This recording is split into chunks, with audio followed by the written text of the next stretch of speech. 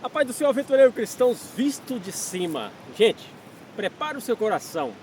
Hoje nós vamos sobrevoar este lugar, gente.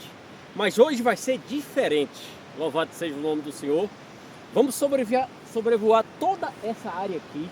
Louvado seja Deus. Hoje, graças a Deus, conseguimos um controle para o drone e vamos capturar imagens impressionantes desse lugar.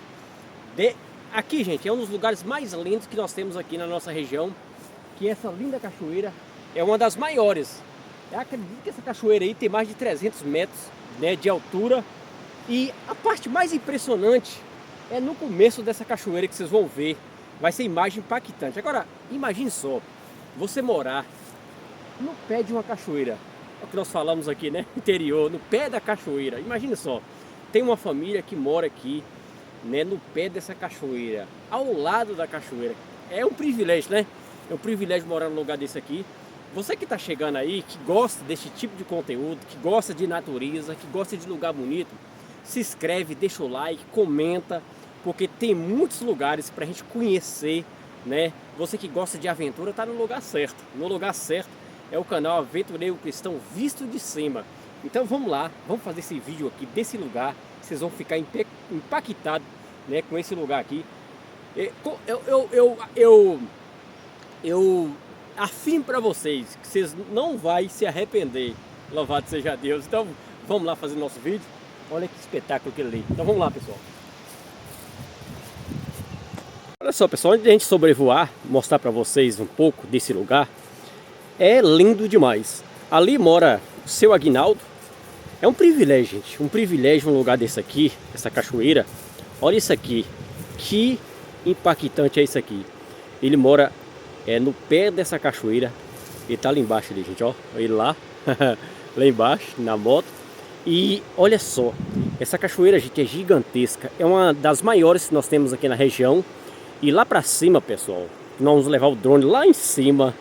Vai ficar as imagens top demais. Olha isso aqui, olha só. Pra cá. Aqui é uma comunidade, pessoal, que mora aqui.